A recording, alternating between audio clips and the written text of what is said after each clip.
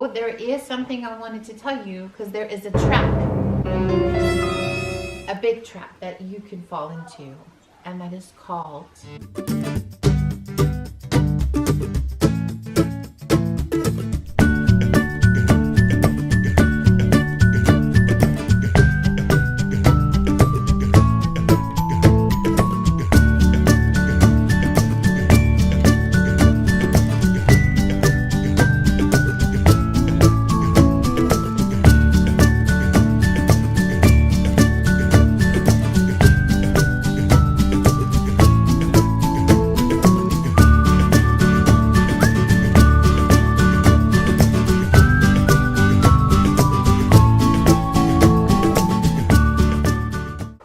a big trap that you can fall into, and that is called comparing yourself with other homeschool families, especially those perfect homeschool families. We all know that one perfect homeschool family, right? That one perfect homeschool family that hold hands and they skip through the field when they go for a walk and the sun is shining down on them. And they never fight either. The siblings, they always they smile. never, yes, and they help each other. Mm-hmm.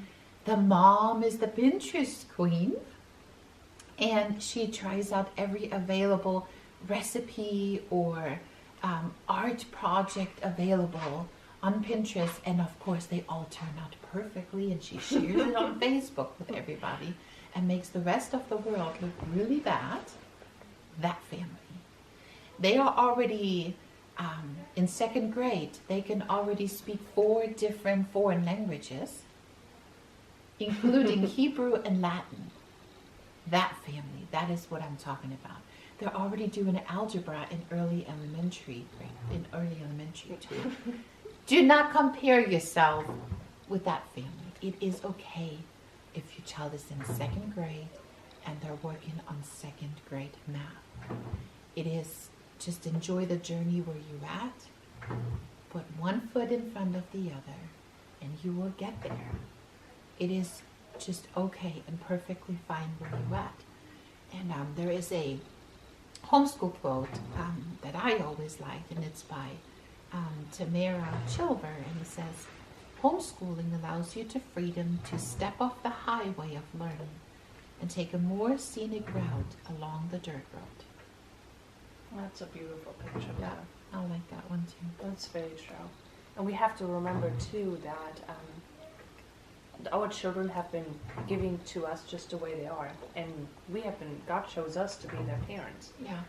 So He had a purpose behind that. He knew what they needed in order to raise up to be the godly kids we want them to be in all areas of life. Yeah. And like Kirsten mentioned, we can't compare ourselves to those other moms because we're not those moms and we don't have those kids. Yeah. We can't compare ourselves to a public or private school because it's a complete different system. That's not what homeschooling is, and neither should we align our homeschool with those ways that they do it. So we have this amazing opportunity to truly make homeschooling our own, to create our very own environment that fits our family lifestyle, and where we can create just a love for learning, because there's so much more to school than just academics. And so we have the flexibility to create a schedule for each of our families. Like Kirsten and I have a very different schedule. Just a little. Tad bit different. So I'm not a morning person at all, and I'm always late too. Very late. Yeah, but that's just the way I am. So we like to take our time in the morning. Like I get up at 7:30. If it's December and it's really dark out, it's probably around 8. My kids are not really morning people either. Only my husband. So I'm still working on him. But so we just like to take our time in the morning. We have breakfast and we do Bible study and we sit in front of the fire here and we have, we cuddle with each other in the blankets and we drink coffee and hot chocolate or tea and whatever, and just we just like to take our time to wake up and to get ready for the harder subjects that come later on during the day, like math and English and science and literature and all those things. So we just kind of ease in the morning until we're fully awake. But I know your family is completely different. Yeah, so since the day I married Steve, we would have a cup of coffee in the morning together. So I get up at the ungodly hour of 5:30. John, don't get any ideas. I'll drink your coffee when you come home from work. So we do our Bible study together, and after that, I just go to the kids' room, go boom, boom, boom, 6:30, lights on, up, front, center.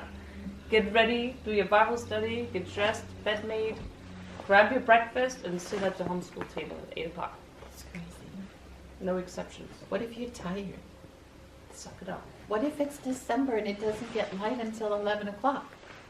Turn on the light. There's happy lights.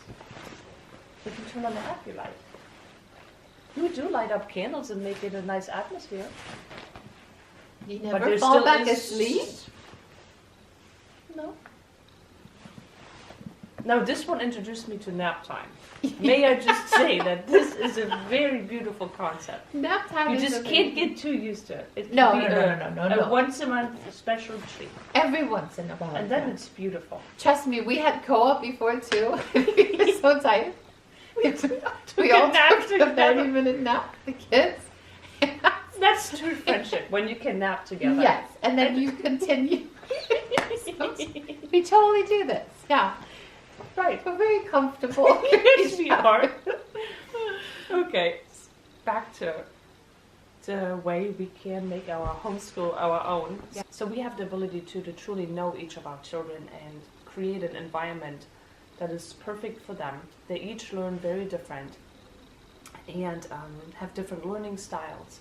So we can help them by making them confident rather than making them feel inadequate when it takes them a little bit longer or they need a different way to learn something. So, and if there's like any character issues or if there's something that needs prayer or we need to dig in deeper, we have that ability to just switch gears completely and focus on something and get something at the root and correct it, redirect it. And that's something I definitely appreciate about it.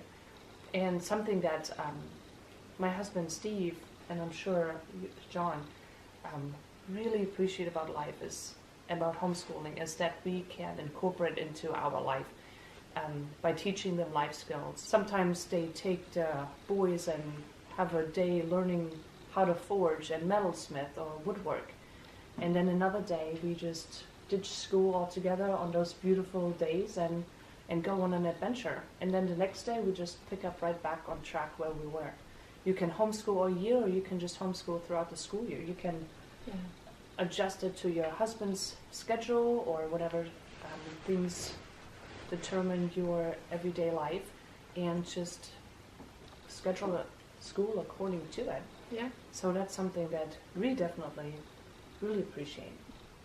Do we have bad days when we want to give up? Absolutely. Mm-hmm. Do we have subjects, well, that I personally feel like that I am not equipped to teach? Yes. Or that I'm not comfortable with? Yes. That would be math. And math, and math again.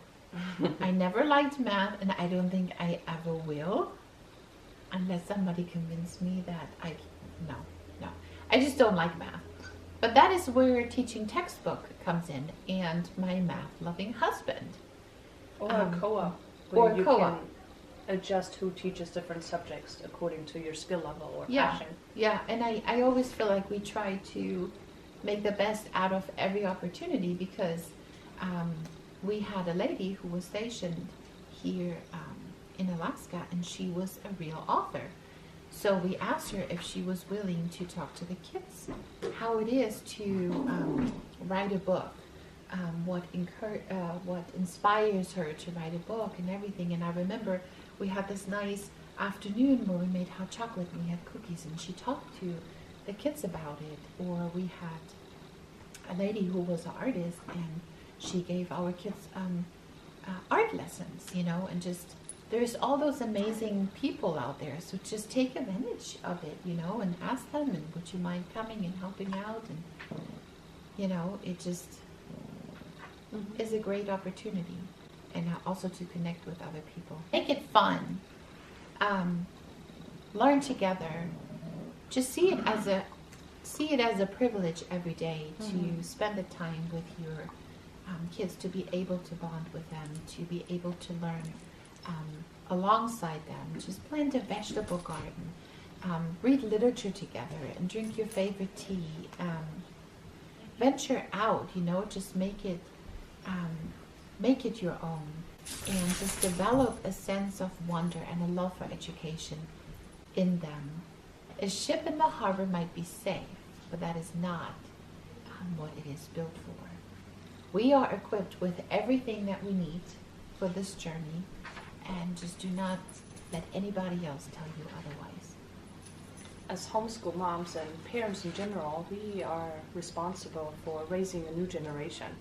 So there's a call for us, and we need to answer that call. And there's so much at stake when you look at history, and if you look at our future, there's a great responsibility and opportunity for us to just do what's right. And we need to create a generation that has the ability to think creatively and independently, that stands on God's truth and morals, good morals, character, ethical, and morals that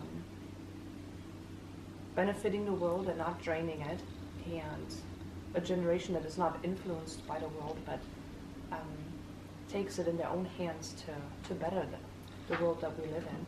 So it's our hope and prayer that together we can raise that generation by encouraging each other, supporting each other, and through the ups and the downs. And just have a love and joy for it.